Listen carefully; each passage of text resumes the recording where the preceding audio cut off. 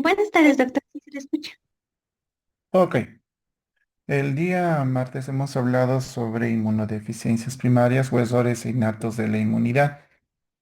Ok, el día de hoy vamos a hablar sobre inmunodeficiencias secundarias. Ah, El objetivo es que ustedes de una u otra forma puedan identificar este tipo de enfermedades antes de pensar que pues, el paciente o la persona que está frente a ustedes pues tengan infecciones graves o a repetición, ¿no? Como les había dicho, el día martes hay una de las características más importantes de las inmunodeficiencias primarias son las infecciones graves. En las inmunodeficiencias secundarias de igual forma, pero hay algunas diferencias, que eso es lo que lo vamos a ver. ¿Cómo nosotros definimos una inmunodeficiencia secundaria? Se define como acá nos dice como un deterioro de la respuesta inmune, o sea, un deterioro de la respuesta. No es que nacen con eso. Puede ser transitorio o puede ser persistente. ¿Qué significa? Hay a veces enfermedades o patologías de base que puede tener paciente que lo predispone a tener infecciones a repetición. Una vez que se subsane esta enfermedad de base, pues va a tener su sistema inmune si vaya un término íntegro, ¿no? O en algunos casos puede ser persistente. Ejemplo, la infección por el virus de la inmunodeficiencia humana, sí que es el VIH resultante de factores extrínsecos al sistema inmune, no son factores intrínsecos, ¿sí? Ahora, algo bien importante que nosotros debemos conocer y entender es que la respuesta inmune, o sea, para que nuestro sistema inmunológico pueda producir una respuesta inmune adecuada debe tener la integridad de otros sistemas, es decir, el sistema gastrointestinal, respiratorio, cardíaco, etcétera, etcétera, etcétera, ¿sí? Viendo, por ejemplo, el sistema tegumentario, las barreras cutáneas, el estado nutricional o el metabolismo que deben estar, pues, bien. Cuando estos falla, por alguna razón, pues pierde esta respuesta inmune y por lo tanto, pues van a tener consecuencias, ¿no? Entonces, vamos a ver como acá en esta imagen tenemos a nuestro cuerpo, nuestro sistema inmunológico, pero si por alguna razón existe quebrantamiento, o sea, del estado nutricional, el metabolismo, las barreras cutáneas, etcétera, etcétera, pues esto se va a ir debilitando y por lo tanto va a haber infecciones, ¿no? Entonces, ¿cómo hacemos una diferenciación entre inmunodeficiencia primaria y secundaria? La primera, las inmunodeficiencias primarias es un fallo estructural en el DNA. Les había mencionado que existe un factor genético. Estos son errores innatos, o sea, nacen con esto. Existen más de 450 y hemos dicho más de 500 para el año 2024 y son defectos intrínsecos en el plano arquitectónico del sistema inmunológico, perdón, defecto intrínseco, sí, del plano arquitectónico, en este caso del DNA, ¿no? Que de una u otra forma va a afectar al sistema inmune, ¿sí? Mientras que las inmunodeficiencias secundarias son causadas por factores ambientales o factores extrínsecos, como dice ahí, que pueden ser también fármacos o comorbilidades, y son muchas más frecuentes que las inmunodeficiencias primarias. Se dice que son 30 veces más frecuentes, ¿sí? Y lo bueno es que son potencialmente reversibles, es decir, pueden mejorar sin ningún problema, ¿sí? Ahora, desde el punto de vista fisiopatológico, como les había mencionado, existe una disfunción del sistema inmune de forma adquirida debido a factores externos, o sea, algo externo que hace que el sistema inmune de una u otra forma, pues, entre en un estado de inmunodeficiencia. Como son enfermedades, tratamientos médicos o condiciones ambientales, como menciona ahí en la diapositiva, y de una u otra forma puede alterar alguna vía de señalización de la respuesta o la producción de anticuerpos o alteración en la producción o funcionamiento de los anticuerpos. ¿Sí? En cuanto a la etiología, son múltiples las causas, ¿sí? Incluyendo estado nutricional, infecciones, enfermedades autoinmunes, neoplasias, fármacos, radiación o en algunos casos pérdidas de proteínas, ¿no? Y el enfoque que nosotros debemos darle desde el punto de vista de atención primaria es poder identificar y de una u otra forma tener una explicación, ¿no? Al por qué él se está enfermando mucho, ¿no? Eso lo vamos a ver de una u otra forma. En algunos casos, tratar la causa subyacente. En otros casos, poder utilizar inmunoglobulina humana, dando profilaxis antibiótica, es lo que hacemos en algunos pacientes, vacunación adaptada, dependiendo cuál sea el caso, y monitoreo continuo del sistema inmunológico. Acá nosotros tenemos el sistema inmune normal.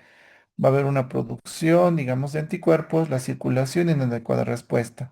Pero si por alguna razón la producción se encuentra alterado, no va a haber una adecuada circulación ni una adecuada respuesta, entonces vamos a tener que ver en dónde se encuentra la afección para ver si esto va a funcionar o no va a funcionar.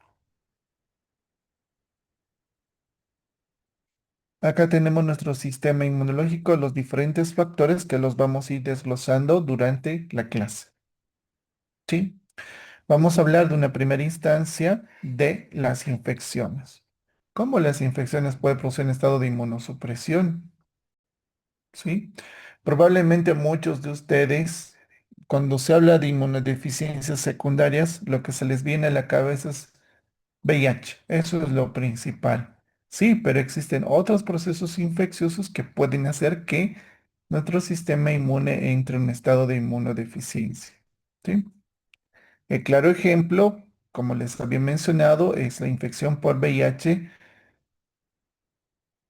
que de una u otra forma va a infectar a los linfocitos CD4 y por lo tanto producir un tipo de inmunodeficiencia secundaria.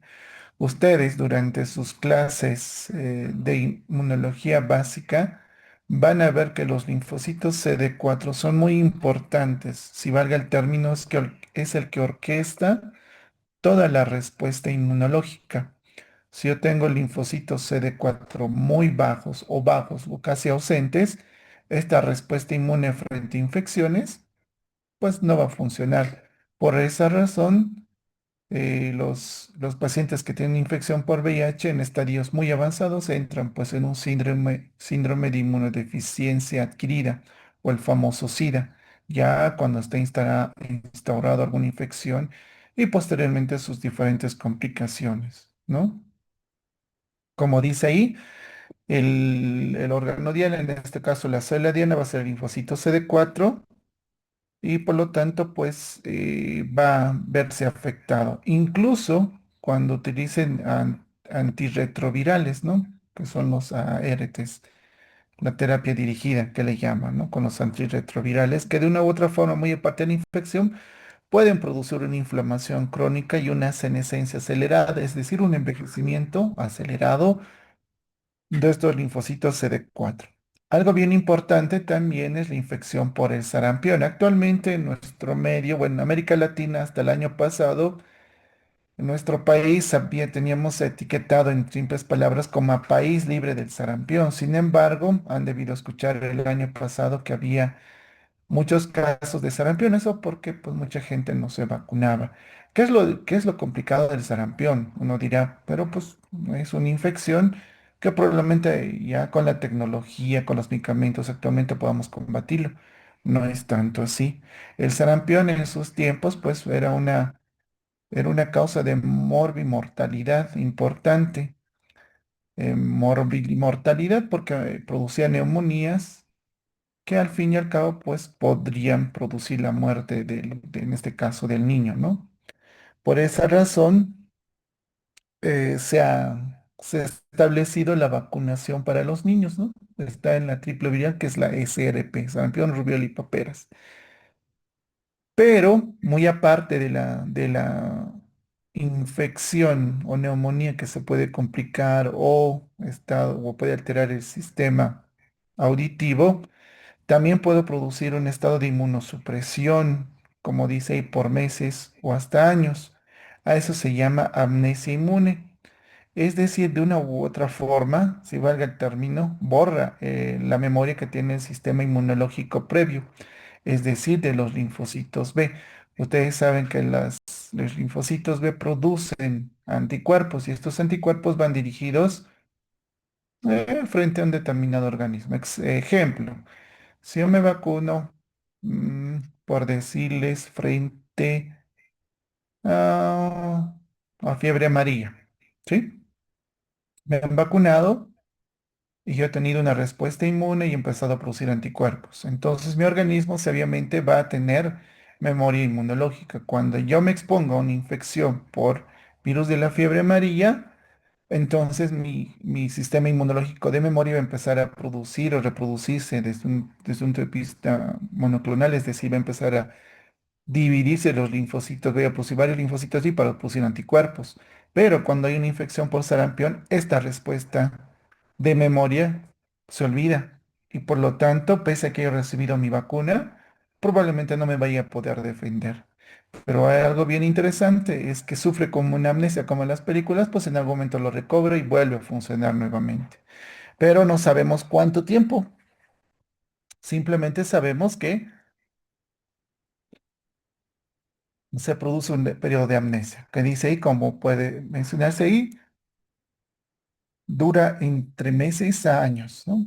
Otra de las infecciones bien importantes y las cuales pues hemos tenido y hemos estado en cuarentena, perdón, casi de más de 2 años, la infección por COVID-19, ¿sí? En casos severos se producía la famosa tormenta de citocinas, es decir, un proceso inflamatorio brutal que de una u otra forma podía producir una coagulación intravascular diseminada, producir trombos, producir un proceso inflamatorio a nivel pulmonar y por lo tanto, pues en muchos pacientes los decesos o muerte, ¿no? Se ha visto también que en los estados de tormenta de citocina,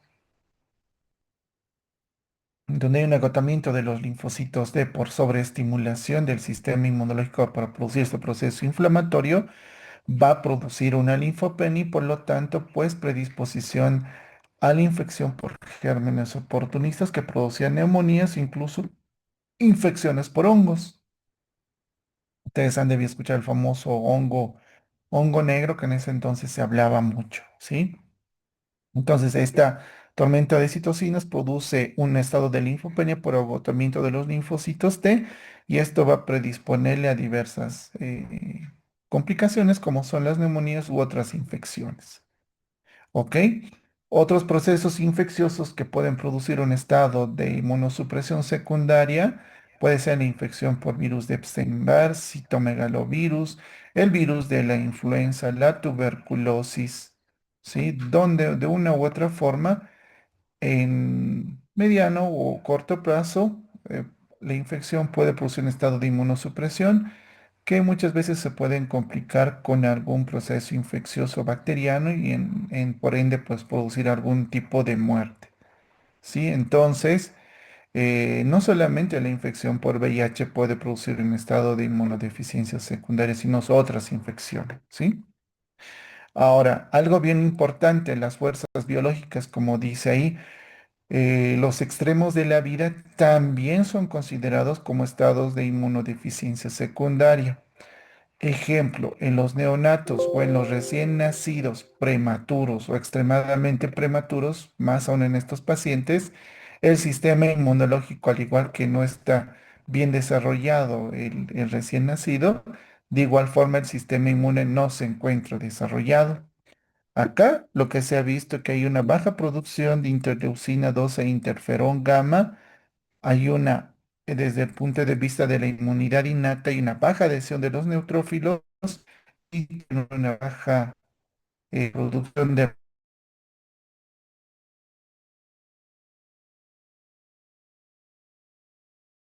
cortés. ¿Qué tan importante es el complemento de los neutrófilos frente a la inmunidad, frente a bacterias y algunos hongos, ¿no?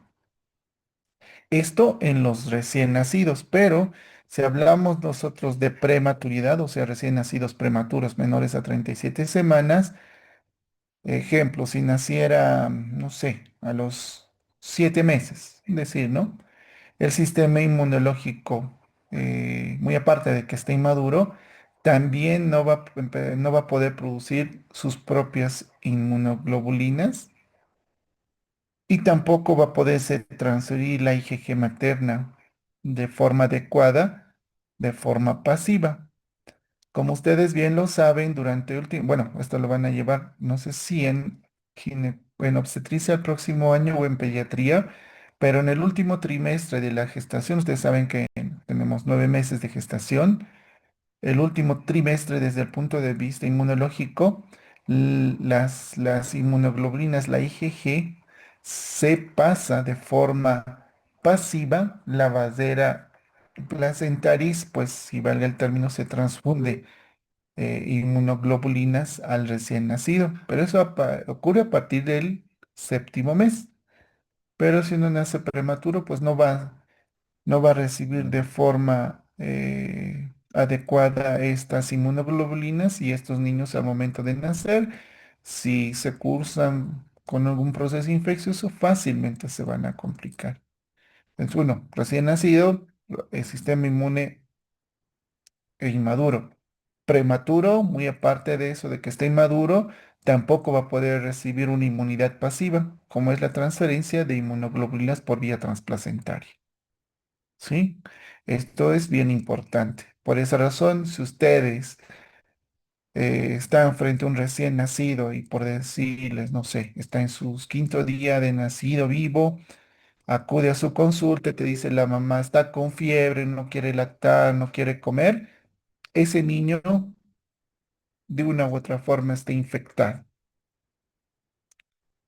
y tiene algo riesgo de complicarse. En ese entendido, ustedes van a ver la IEPI al próximo año, dice, niño que no lacta, que tiene fiebres tipo activo en los primeros 28 días de vida, se considera que está infectado y se debe internar, debe ser transferido a un hospital de tercer nivel.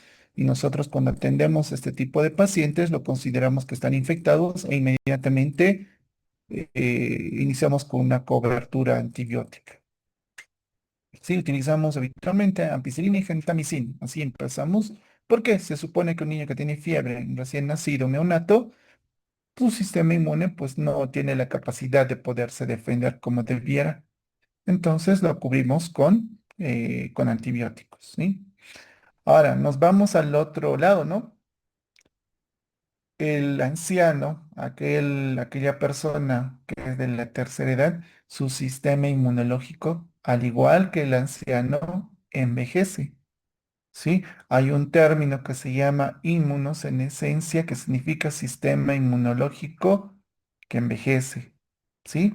Acá, como podemos ver incluso desde el punto de vista gráfico, que estamos llenos de linfocitos T, de centros germinales, etcétera, etcétera, pero en el timo del anciano, pues estos ya van a estar fibrosados o van a estar atrofiados porque pues ha envejecido, ¿no?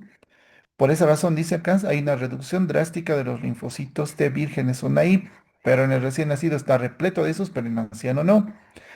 Desde el punto de vista fenotípico, vamos a ver una acumulación de células de memoria efectoras que van a estar agotadas. Es decir, como ustedes bien lo saben, les había mencionado que nuestro sistema inmunológico tiene la capacidad de tener memoria. Es decir, si alguna vez infectado, más adelante si yo me vuelvo a infectar, puedo defenderme, ya sea por medio celular o en medio humoral, como son las inmunoglobulinas.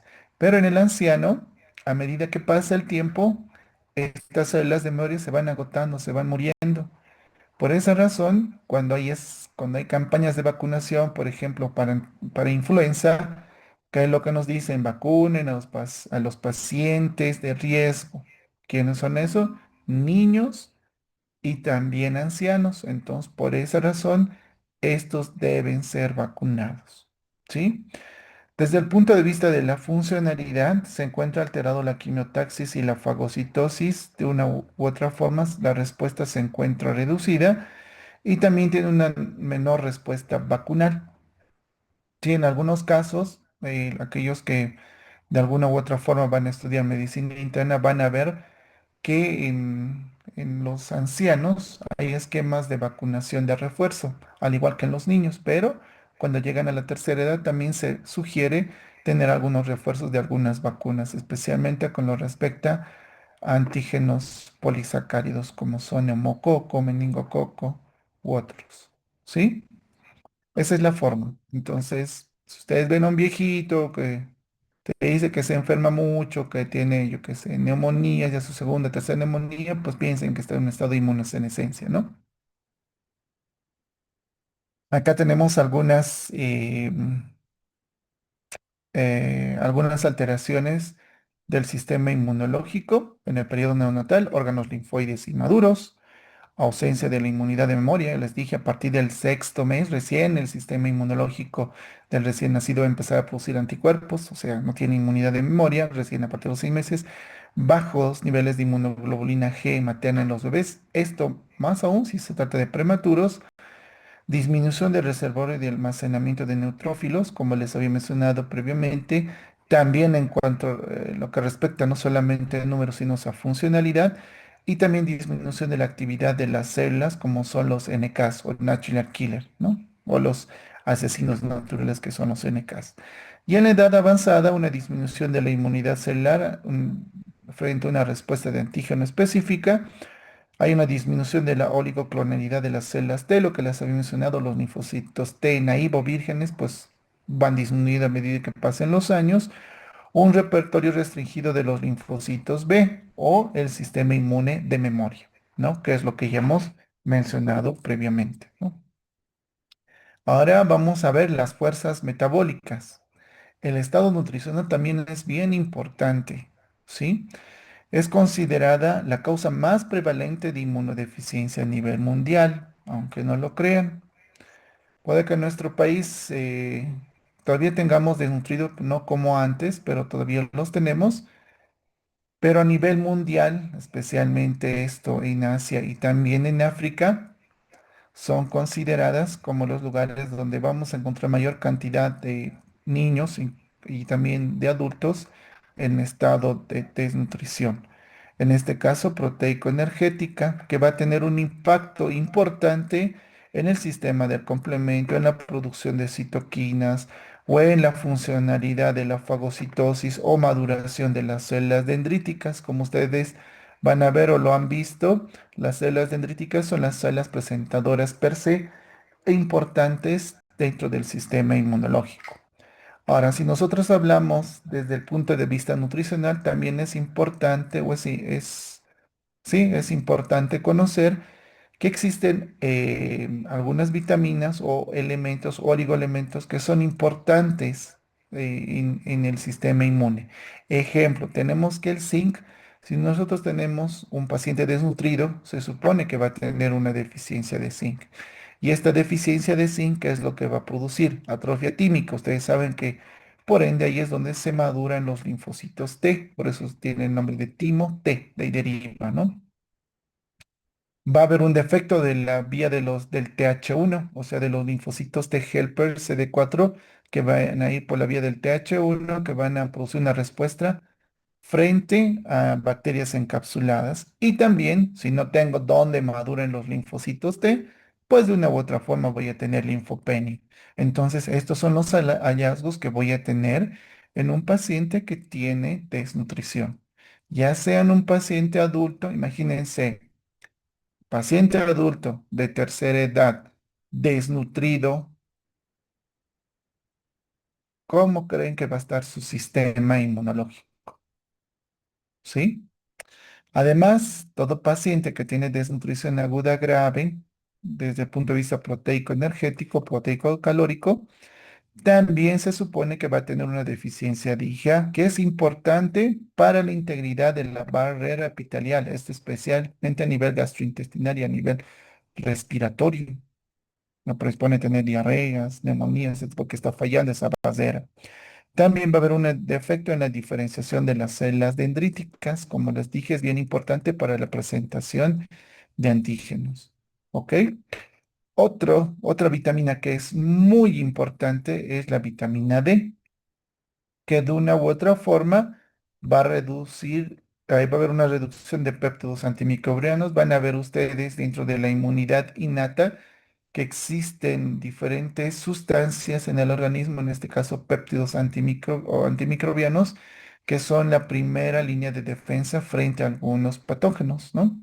Y también la regulación inmune se encuentra deficiente. Siempre nuestro sistema inmunológico, de una u otra forma, se pueden regular. ¿Ok? Muy bien. Ya hemos hablado sobre el estado nutricional considerado como la principal causa. ¿Sí? Ahora, existen también fuerzas metabólicas que pueden hacer que un paciente pueda tener infecciones a repetición. ¿Sí? Ejemplo, diabetes mellitus. Aquel paciente, imagínense, desnutrido, viejito y de paso que tenga diabetes, tiene varios factores de riesgo por los cuales estos pacientes pueden tener infecciones graves que a veces pueden ser mortales. Por esa razón, cuando ustedes atienden a viejitos, vean que están desnutridos, de paso que tengan diabetes, tengan mucho cuidado si viene por infección o porque te diga, "Ah, sí, ya es la, yo no sé, o viejito que te diga, "Ya es la tercera o cuarta infección urinaria que tengo, o ya me he internado una vez por neumonía, estoy con tos y tengo fiebre, etcétera. Tengan mucho cuidado porque pueden estar frente a un paciente que tiene algún estado de inmunodeficiencia secundaria. ¿Sí? Ahí, ¿qué es lo que pasa? Se paraliza la función de los neutrófilos y por lo tanto hay una quimiotaxis reducida. No hay una adecuada proceso inflamatorio, si valga el término, y disminuye también la cantidad de trampas extracelulares como son los NETs, que van a ver ustedes esto cuando vean la fagocitosis, y pues existe mayor hospitalización por infecciones, ¿no? Unas 10 entre 2 a 10 veces en comparación a otras enfermedades. Por ejemplo, cuando nosotros hablamos que paraliza la función de los neutrófilos, ustedes han debido ver, no sé si conoce a alguien diabético, cuando tiene una herida en el pie, por decirles, o tienen heridas, tardan mucho en cicatrizar. Ustedes van a ver en dermatología el proceso de la cicatrización y van a ver que el neutrófilo o el proceso inflamatorio es bien importante para que se inicie ese proceso. Pero si no hay neutrófilos, no hay una adecuada quimiotaxis, no hay una respuesta inflamatoria adecuada, pues no va a poder iniciar la cicatrización. Entonces, estos pacientes, cuando tienen herida, tardan en cicatrizar y a veces tienen pie diabético, se complican y complican y complican, no hay cuando mejore. ¿Sí? Eso es lo que a veces pasa. En la enfermedad renal crónica, imagínese un paciente viejito que tiene diabetes y de paso tiene una nefropatía diabética y está con enfermedad renal crónica, otro factor más para cual este tenga algún estado de inmunodeficiencia secundaria. Este ambiente de uremia, cuando los azuados están incrementados, o sea, el nitrógeno rico sérico o la urea se encuentran incrementados, va a producir un ambiente tóxico que suprime la presentación de antígenos y activación de los linfocitos T y B, y por lo tanto pueden tener una baja respuesta frente a vacunas. Entonces, esto le confiere a tener un estado de inmunodeficiencias secundarias. Hay otra de las enfermedades que son las enteropatías perdedoras de proteínas. Esto, yo la verdad, algunas veces los he visto en pacientes pediátricos, no sé si en adultos, pero cuando hay este tipo de afecciones, lo que pierden es proteínas a nivel gastrointestinal. Pero al perder proteínas, pues no solamente van a perder proteínas, sino también pueden perder inmunoglobulinas y por lo tanto llegar a tener una hipogamaglobulinemia severa y comportarse como una deficiencia de anticuerpos, ¿no? Pero en este caso secundario, las pérdidas que ha tenido a nivel gastrointestinal. Hay otra entidad que se llama también el síndrome nefrótico, donde se pierden también proteínas a nivel renal. Y como les había mencionado, pues no solamente pierden proteínas, sino también inmunoglobulinas. Entonces, en un síndrome nefrótico, una enteropatía perdedora de proteínas, pues podemos tener un estado de hipogamaglobulinemia severa. ¿Sí? Entonces, tenemos el aspecto nutricional, disminución de la respuesta inmune celular y debilitamiento de las barreras mucosas. En enfermedades metabólicas tenemos a la diabetes mellitus, que va a producir una disminución de la linfoproliferación inducida por mitógenos, esto especialmente frente a respuesta a vacunas. Fagocitosis defectuosa, ya hemos hablado de que no hay una adecuada quimiotaxis, como hemos mencionado, y la uremia crónica, disminución de la respuesta inmune celular, disminución de la generación de respuesta de anticuerpos de memoria y disminución de la quimiotaxis, ¿no? Esto cuando vemos estados urémicos, ¿no? O cuando empieza a tener una enfermedad renal crónica, ¿sí? Ahora, algo bien interesante, bien importante, que también deben entender, hay algunas enfermedades genéticas que per se tienen algún estado o alteración que los pueden predisponer a tener infecciones graves. ¿Sí? Ejemplo, la trisonomía 21 o el síndrome de Down, ¿sí? Ellos tienen una característica bien importante. Cuando ustedes atienden a un paciente con Down que se enferma mucho o que tiene infecciones graves y a repetición, puede que tenga un envejecimiento químico prematuro. Habitualmente, a medida que nosotros, o el recién nacido, esto ha pasado con todos, entonces nacemos y a medida que vamos creciendo, el timo va involucionando, es decir, va disminuyendo de tamaño. En este caso, en los niños que tienen síndrome de Down, este aceleramiento de involución tímica es, pues más rápida en comparación a aquellos niños que no tienen esta trisonomía. Además, tiene una desregulación de los genes del interferón y en muchos casos, y algo bien interesante, las alteraciones anatómicas que tienen a nivel facial, esas facies que son de Down, que parecen mongoles, o mongolitos, como les decimos, van a tener macroglosia o estenose de los conductos, por ejemplo, de la trompa de falopio o a nivel de las narinas, pueden producir de forma recurrentes otitis o sinusitis de forma recurrente. No porque tengan un estado de inmunosupresión, simplemente porque tienen estas alteraciones anatómicas, ¿no?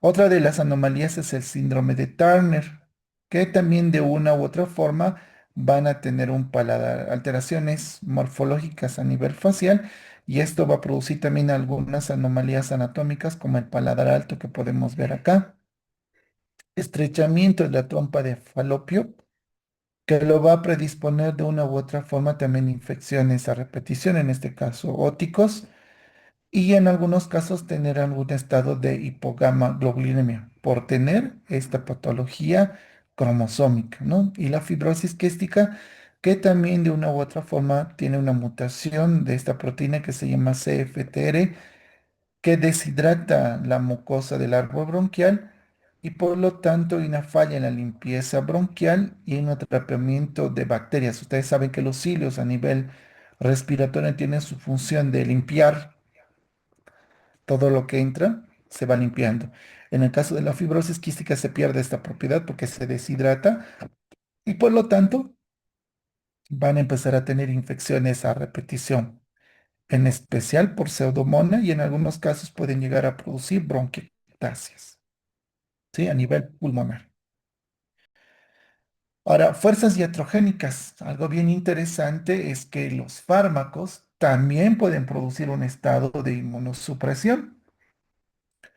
Sí, ejemplo, los glucocorticoides. Los glucocorticoides, cuando se utilizan de forma crónica, ejemplo, tenemos, ustedes han debido rotar o los que han rotado ya reumatología o aquellos que van a rotar recién reumatología van a ver que muchos de estos pacientes utilizan corticoides de forma crónica, llevan años, incluso décadas utilizando, en especial. Un ejemplo claro es la artritis reumatoide. Muy aparte de utilizar un inmunosupresor o ahorrador de corticoides como son los prames, el metotrexate o la acetropina o leflunomida, estos corticoides, a medida que se van a utilizar por mucho tiempo, van a inhibir la vía del NF-κ beta y de una u otra forma producir una inducción de la apoptosis linfocitaria. A corto o a mediano o a largo plazo van a empezar a producir linfopenia y esta linfopenia pues producir que tenga infecciones, especialmente del tipo fúngica. Como dice ahí abajo, dice va a tener un impacto en la energía, linfopenia y también de una u otra forma produce neutrofilia.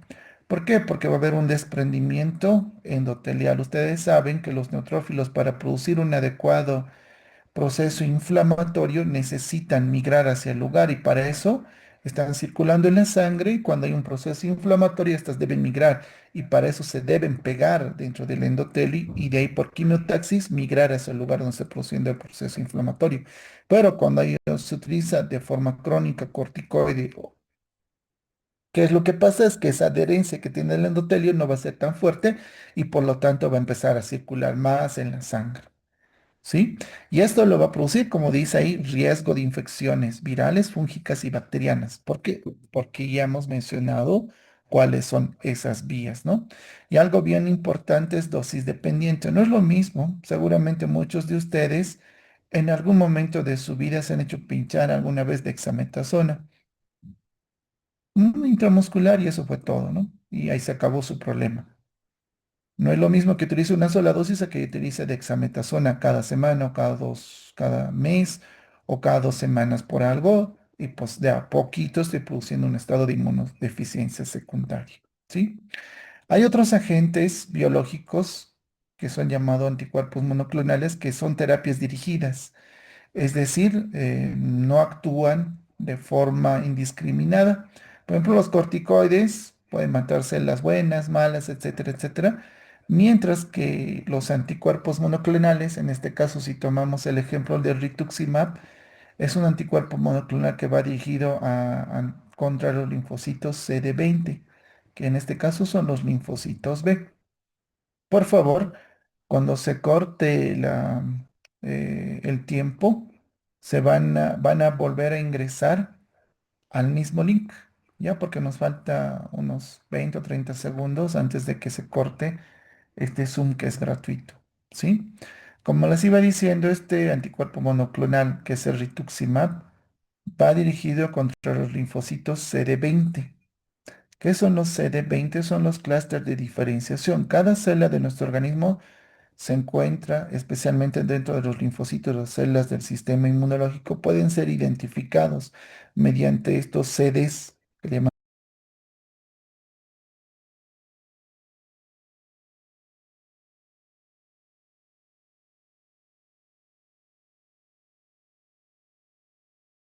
en su gran mayoría. Ejemplo, lupus eritematoso sistémico. Ustedes saben, bueno, ya van a rotar o han rotado algunos de ustedes reumatología.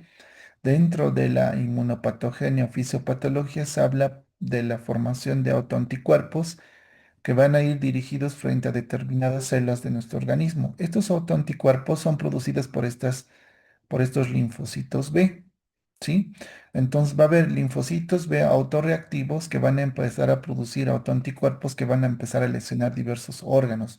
Puede ser el riñón, el intestino, el corazón, el sistema nervioso central, etcétera, etcétera. Y por lo tanto, pues una forma de tratamiento es lograr eliminar estos linfocitos B que están produciendo estos autoanticuerpos anómalos.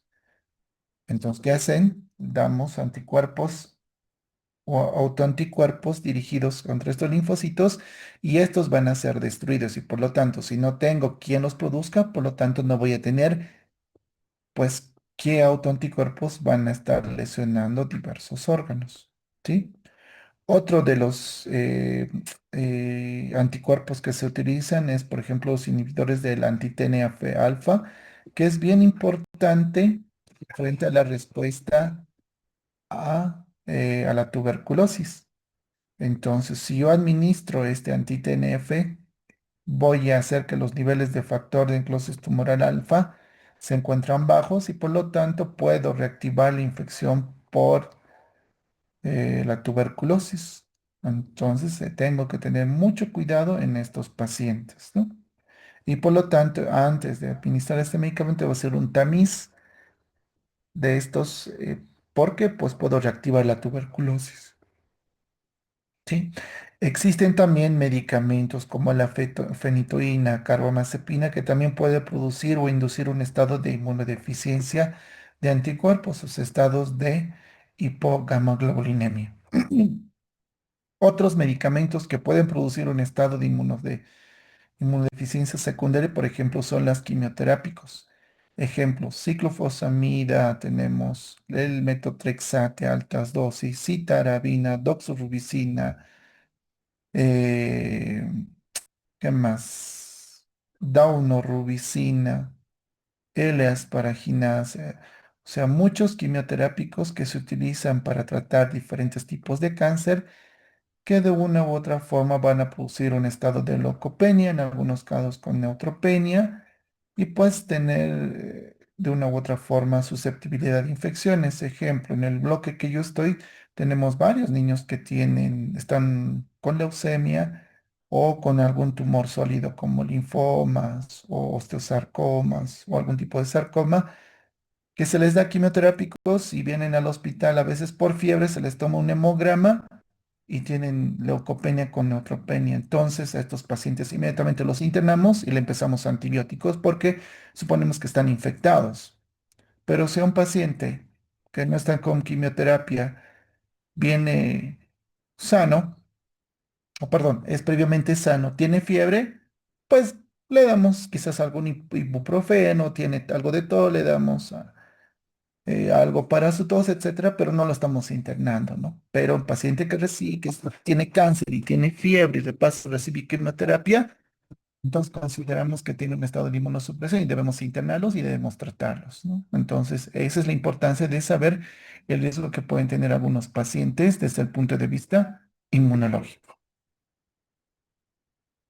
¿Sí? Entonces, la trisonomía 21 puede tener un defecto en la fagocitosis, quimiotaxis, defectos variables a respuesta inmunitarias frente a antígenos específicos. La terapia farmacológica antiinflamatoria, inmunomoduladora, inmunosupresora por corticoides o inhibidores de la calcinurinas o agentes citotóxicos como son la quimioterapia puede producir linfopenia, disminución de la respuesta inmune celular y alergia, disminución de las citocinas proinflamatorias, disminución de la fagocitosis, quimiotaxis, neutropenia, lo que les había mencionado previamente, o debilitamiento de las barreras mucosas, especialmente por agentes citotóxicos. Ejemplo, tenemos el metotrexate. Muchos de los pacientes que reciben altas dosis de metotrexate llegan a tener mucositis. Se empieza a inflamar la barrera cutánea, o perdón, la barrera de la mucosa oral, gastrointestinal, incluso perianal, y pues los predisponen a tener colitis neutropénica o colitis por Clostridium, etcétera, etcétera, y pues es un estado muy grave cuando tienen este tipo de enfermedades, ¿no? Por la quimioterapia que recibido. También existen fuerzas físicas o ambientales, por ejemplo, los traumas o quemaduras, los grandes quemados o aquellos son sometidos a cirugías grandes donde se produce estrés, va a haber también una liberación bastante de alarminas o los DAMs y PAMs que lo van a ver ustedes, que son partículas que son pues desglosadas de ya sean virus o bacterias que van a producir un proceso inflamatorio. ¿Sí? Sin embargo, en estos casos, donde hay estrés, donde hay quemaduras, pues estas se van a encontrar disminuidas, ¿sí? Otra de las cosas bien importantes es que puedan los pacientes tener asplenias, es decir, que nacen sin vaso o pueden tener una asplenia secundaria, ya sea por una cirugía electiva o de urgencia. Por ejemplo, traumas abdominales donde a veces se les tiene que quitar el vaso porque han tenido un trauma esplénico y estos han empezado a sangrar y entonces han entrado a quirófano, abren el abdomen y pues ven que el vaso está sangrando y tienen que sacarlo de forma urgente.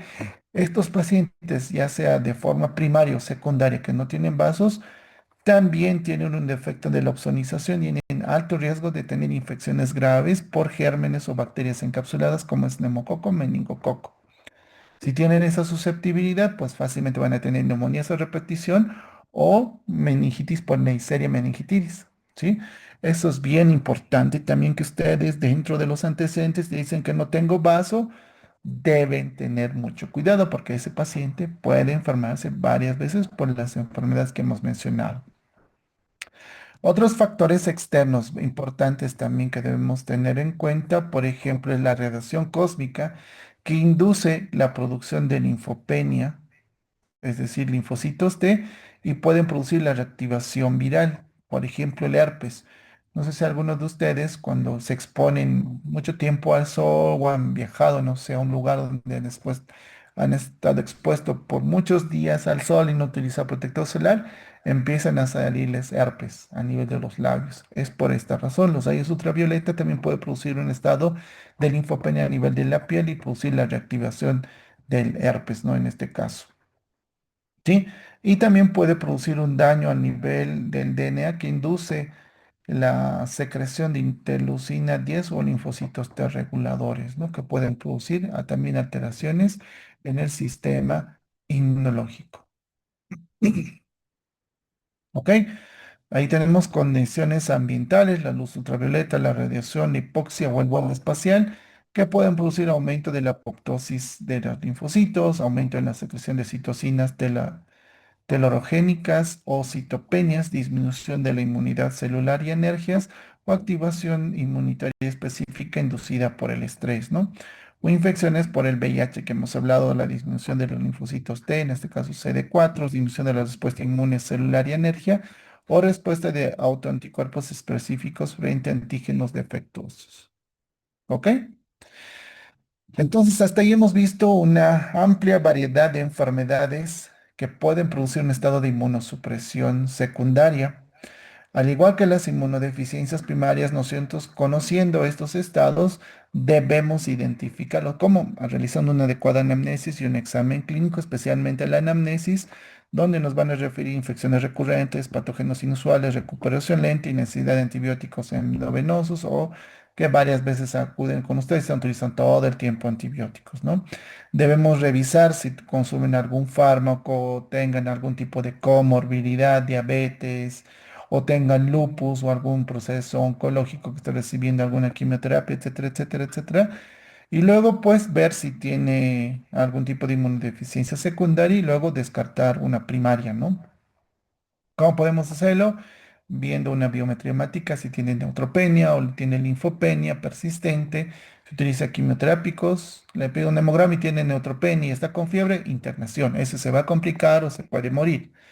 También si utiliza, por ejemplo, rituximab, utiliza carbamazepina o fenitoína de forma crónica, pueden tener también un estado de inmunodeficiencia de tipo moral, o sea, hipogama y por lo tanto tener infecciones a repetición. O mala respuesta a vacunas, puede que los vacunemos, igual forma tengan infecciones. O en el caso de que tenga diarrea crónica, pues ver su estado nutricional, si tiene albúmina baja, entendiendo que pues, pueda tener también hipogama, ¿no? En el caso de una enteropatía perdedora de proteínas. ¿Cómo debemos tratarlos? Si identificamos la causa, por ejemplo, si tiene diabetes, decimos, pues tiene que tener un control de glucemia buena para que esas alteraciones dentro del sistema inmune, como es la quimiotaxis o la respuesta o alterada de la fagocitosis, pues no se encuentra alterada. Si está desnutrido, lo recuperaré. Haré todo lo posible para que pueda recuperarse desde el punto de vista nutricional, ya sea niño pediátrico o adulto mayor. O si encontramos algún fármaco que pueda estar produciendo algún estado de inmunosupresión, sugerir al paciente, decirle, mire, puede ser esta su causa por la cual usted se está enfermando mucho, teniendo estas complicaciones, vaya con su médico y ver si puede cambiar esa terapia con otra, ¿no? O en el caso de una enteropatía, pues manejar la enteropatía y ver qué es lo que está pasando y solucionado la causa, no tener este tipo de problemas. Ahora, muy podemos reducir los riesgos, utilización de barbijos, utilización de vacunas, evitar ambientes donde haya muchas personas, evitar contacto con personas que tengan infecciones, etcétera, etcétera, etcétera, ¿no? Y la intervención activa que se puede producir es mediante la administración de profilaxis, ya sea en caso de antibióticos, por ejemplo, si por alguna causa primaria o secundaria no tiene vaso, de por vida en muchos casos pueden llegar a utilizar profilaxis para no tener infecciones por gérmenes encapsulados. Podemos dar amoxicilina o acitromicina, pero de forma, a veces, como le digo, de por vida, ¿no? O en el estado de inmunosupresión, aquellos pacientes, por ejemplo, pacientes con cáncer, habitualmente les damos nistatina asociada a cotrimoxazol de forma profiláctica mientras se vaya utilizando pues la quimioterapia, ¿no?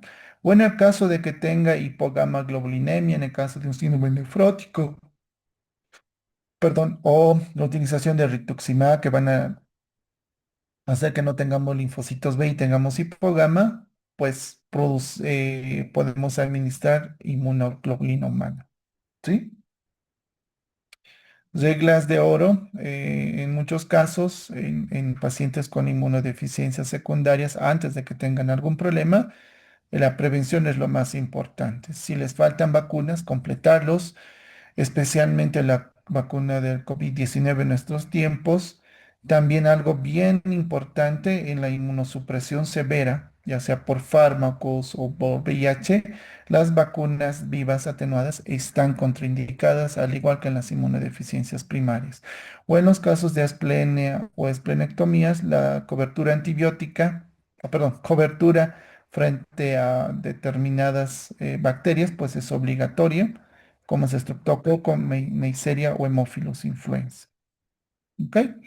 Entonces, como conclusiones, tiene una diversidad etiológica importante, hay muchas causas, hay varios mecanismos, pues alteración de barreras, depresión de células, de pérdida de sustancias como es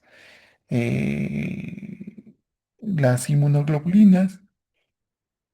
¿Cómo nosotros identificamos con la sospecha clínica, especialmente en enfermedades crónicas, uso de biológicos? Y también tenemos una estrategia dual. El manejo exitoso requiere corregir la fisiología subyacente, es decir, va a tener nosotros que identificar cuál es el problema subyacente por la cual estos pacientes tengan ese estado de inmunosupresión. ¿Sí?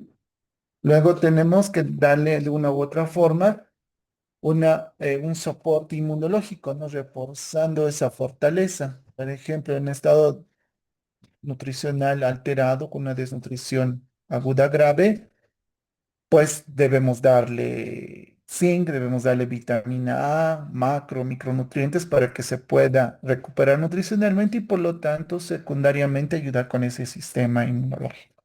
¿Ok? Bueno, hasta acá la clase de inmunodeficiencia secundaria. No sé si tienen alguna pregunta, comentario en relación a la clase.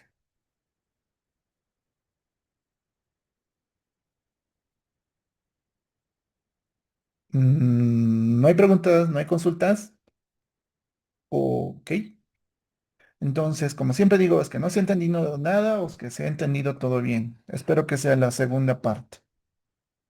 Sí. Entonces, nos vemos la próxima semana.